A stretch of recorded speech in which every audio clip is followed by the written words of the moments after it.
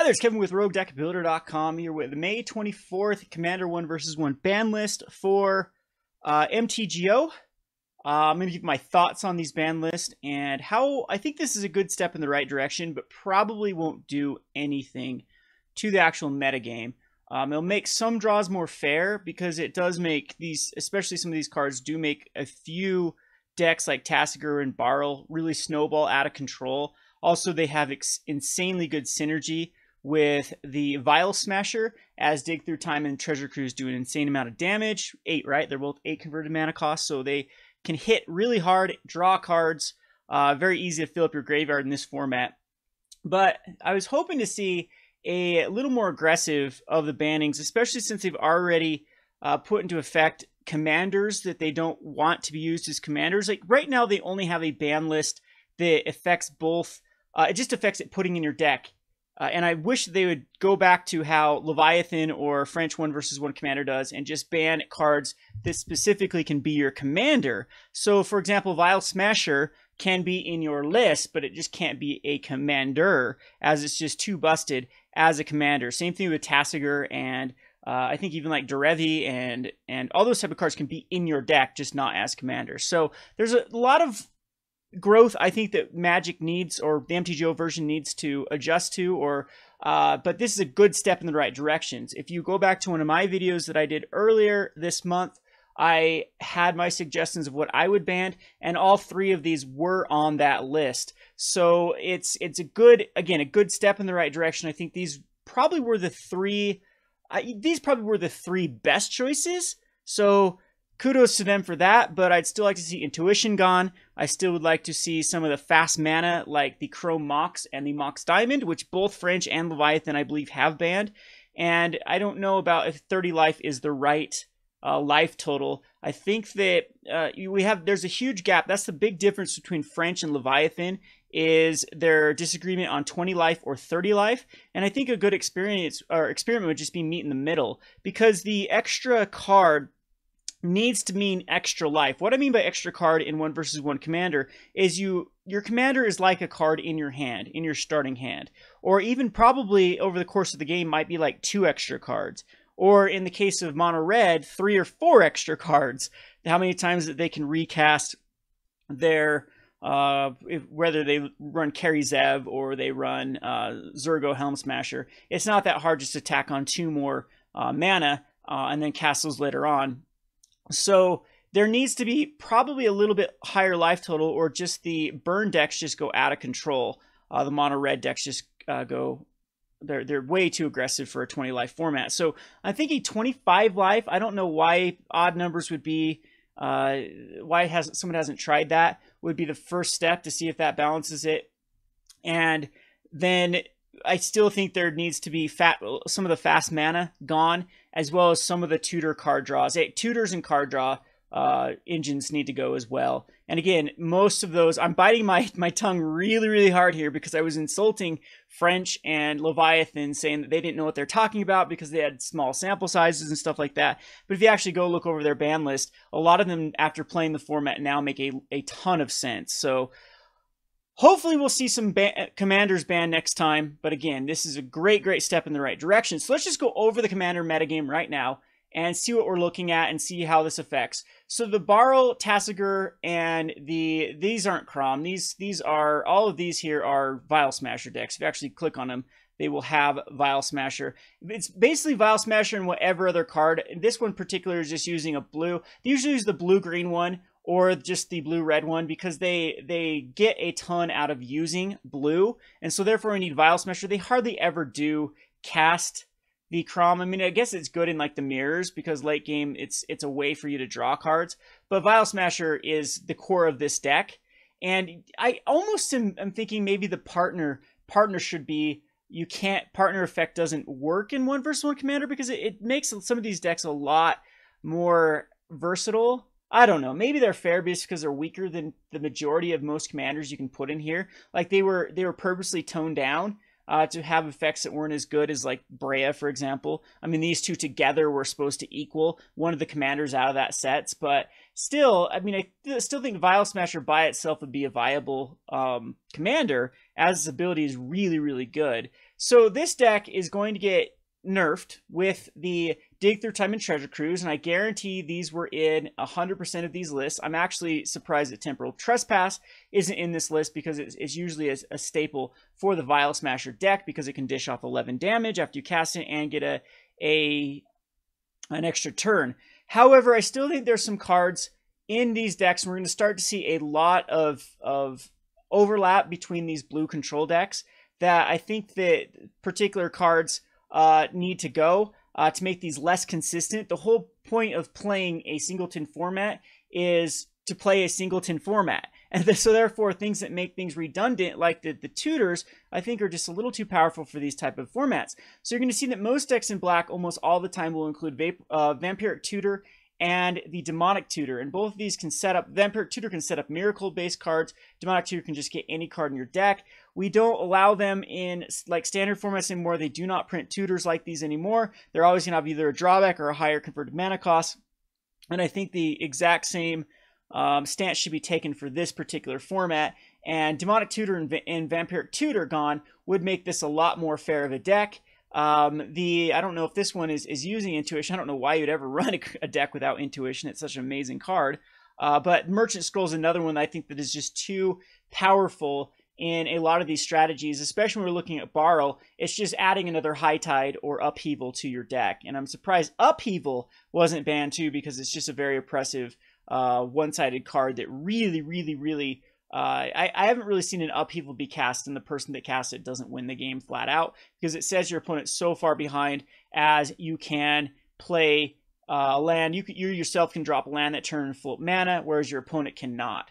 So anyway, most decks here are going to run basically the Vampiric Tutor, Demonic Tutor, and then of course Dig Through Time and Treasure Cruise. But here, this is the next big culprit, and I think that when we see these decks, you're going to see these two artifacts be played in almost all of the decks, as Chrome Mox and Mox Diamond help they're extremely good with a 30 life total and extremely good with that extra card in your hand, because both of these are punishing they make you start almost as a mulligan, because Mox Diamond requires you to discard a land, and Chrome Mox requires you to imprint or discard a non-artifact card from your hand to then add colors to your mana pool. So it leads to a faster commander coming out, or just like first turn you can do like a Ponder and then keep up a Force Spike type thing. And with blue decks, the Mox Diamond and the Chrome Mox and green ramp decks are extremely oppressive when they have them. And singleton formats are like the variance is worse in singleton formats, because it really rewards the people that do get these cards in their opening hand, and the one that doesn't is just so far behind. And so just in the integrity of the game, for that reason, I think these two should be gone. So there's kind of like the Vial Smasher tries to do. These are going to be good nerfs to the Vial Smasher. I don't think it's going to be enough though, as it still has plenty of cards to abuse. The next one is Tassiger. Tassiger gets a huge nerf, mainly because Tassiger's is a lock deck. The way they run Tassiger is most of the cards are going to go get life from the loan and Stripmine, and that's where Intuition is really, really powerful in this deck. And I'm surprised this one is not running Intuition. All right, this is just let's find Dots here. Dots is the one that's been playing this deck forever, and he's got the most wins for the deck. But Intuition should be in this particular. Wow, that's not in this one either, is it? Or Intuition. Huh, maybe I'm biting my words about it. But what they do with Intuition is they go grab Life from the Loam, Stripmine, and Wasteland, and no matter how you cut it, you're going to give them a recurable way to destroy lands. And so he's still running Life from the Loam here, still running the Stripmine, and still running Crucible of Worlds. Actually, yes, still running Crucible of Worlds. And then the Treasure Cruise Dig Through Time, Upheaval is in this list. And that's kind of the win con, is to lock your opponent out with lands or lock your opponent out with control. And then Upheaval. And then a lot of ways to then tutor for that particular interaction. So you're going to be running the Demonic Tutor, the Vampiric Tutor. I'm sure Merchant Scroll not in this one. That's kind of surprising too. But usually that's the way to basically what this deck is running is like 4 copies of Life and Loan because of those tutors. And they're like a ton of cards like the Ponder, Preordains. The whole problem with blue, I think that you even have to go further in blue to nerf blue, is blue really violates the spirit of the singleton format with a way to just really go through your deck with cards like Brainstorm. And Brainstorm's really good in this particular format because then you can put cards back on type relevant and then fetch land, so you shuffle them back in. And so it goes through your deck a lot quicker than a non-blue deck can do. And most of these, look, Ponder, Preordain, Brainstorm, Serum Visions is in this one. Yep, Serum Visions. A lot of times they're running Anticipates and cards like that. And it's kind of funny that Tassiger, the only green cards it is siding for or putting in this deck is Abrupt Decay and Sultai Charm and Life from the Loam. And that is it. This one doesn't even go Leovold. So, again, I still think there's some room for this deck. I don't think it's going to hurt it too much. Getting rid of 2 of its best draw cards are going to help the non-blue decks compete. But when you still have cards like Mystic Confluence to draw a ton of cards, you still have all of the ways to sift through your deck. I'm not sure that this deck's going to go anywhere, but that's a good sign to get rid of the Stripmine lock for this particular deck. But it's definitely still viable. I wonder how many games were won because of Stripmine lock. The other deck that has been very, very oppressive that everyone has been playing is High Tide Barl or High Tide Jace. And what this deck tries to do is it either tries to polymorph into Emrakul or it just casts a High Tide and it takes all of the turns after that. So they'll run like Temporal Mastery. They'll do the Time Spiral. They'll do Time Warp. They'll do all of those particular cards just to then take a ton of turns. And sometimes with High Tide, they can take a ton of extra turns. So it ends up being a ton of... they just stack all of these, and then there's ways to get back High Tide, rinse and repeat, and they just lock you out from taking all the turns from then on. And Barl is incredibly strong too. This is a huge nerf to Barl because these were 2 of the cards that allowed Barl just to go crazy because Barl is looting every time it counters a spell. So you'll see a ton of counter spells in this deck. You'll see a lot of Brainstorms, Preordains, Ponders, those type of cards to fill up the graveyard, and then you'll draw a ton of cards with Dig Through Time and Treasure Crudes. But once again, Mox Diamond and Crow Mox allow for a turn 1 Barl, and that's pretty insane with this particular deck. As it allows Barl to come out and then protect Barl before your opponent can get established. So I still think that these 2 cards for this particular deck need to go as soon as possible to make a healthy metagame and to start to see another color besides blue be impactful in it. So the last group of decks that are competitive at the moment are just green ramp decks. And so Gitrog's going to get really hurt because of the Stripmine lock. But a lot of green decks, you can use either Nissa, you can use Azusa, Titania, Selvala. Titania is more of a land destruction deck, but Azusa, Selvala, Nissa, and I've seen some other ones in the past too, are just kind of the green ramp type strategies.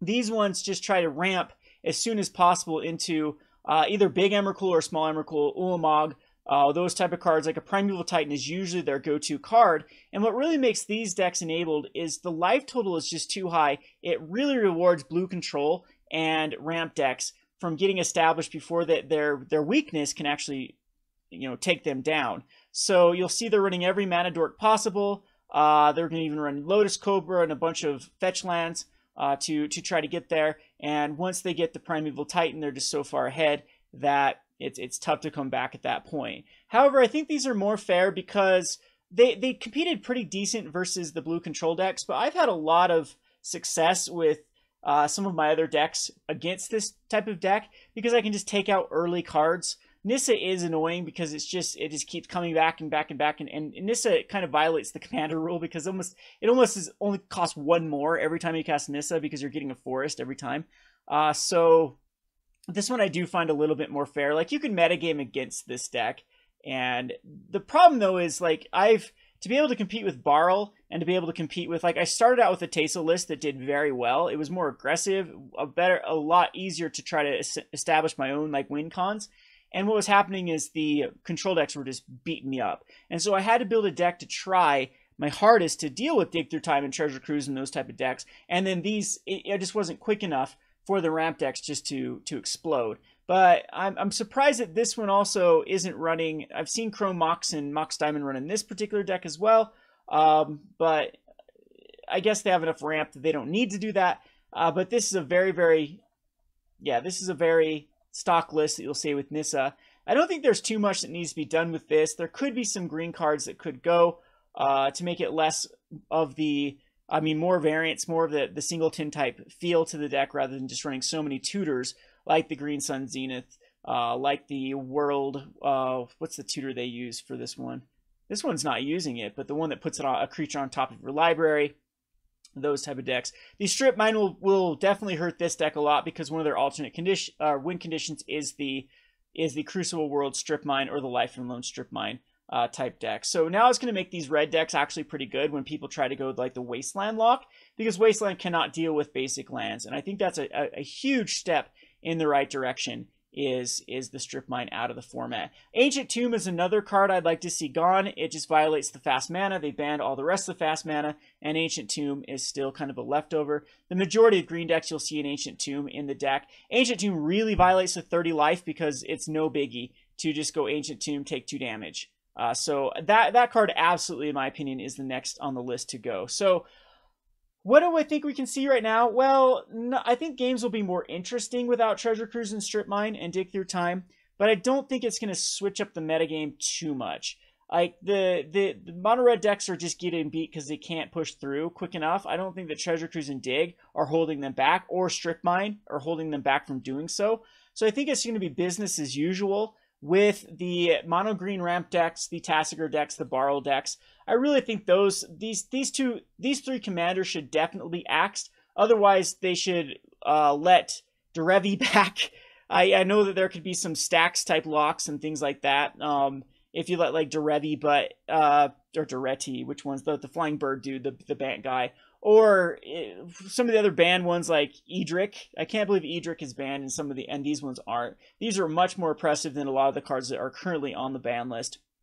But you might see some like Brea tempo decks actually come back rather than going into a heavy control based strategy.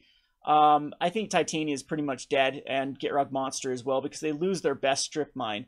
But Gitrog is really good with all the ramp cards to the Ancient Tombs and stuff. But they use a lot of ways just to go find that Stripmine lock, like Crop Rotations, Sylvan Scrying, and Stripmine by far was the best card in the deck. So I really hope that I can get Teysa to work, and I can start actually focusing on more mid-range decks. Maybe it's time for Jit to shine. That is every deck that I tend to build in this 1v1 commander deck, it keeps going back to Jit, which maybe in the future might need to be banned. Jit and Skullclamp, those are two. Skullclamp is banned in Legacy. Maybe it's too much of a cancer card for this type of format, even though you don't see a lot of these decks running it. And right now, unfortunately, I think that Skullclamp is the way that non-blue cards actually keep up with card advantage. So anyway, I'd like to hear your thoughts in the comment section if you've played this format. I am going to be playing it tonight, so come stream with me tonight, 7-ish Eastern Standard Time. We'll see. We'll jump on and we'll lose some tickets and probably rage quit to Borrow decks tonight at 7 p.m. Eastern on YouTube. I want to branch off to Twitch. I'm gonna if someone knows a good, reasonable way without massive latency to stream to both YouTube and Twitch, let me know. We're trying to find that solution. So if you're interested in this, hop on, stream tonight, 7 p.m. Eastern Standard Time. Kevin with RogueDeckBuilder.com. Thanks for watching.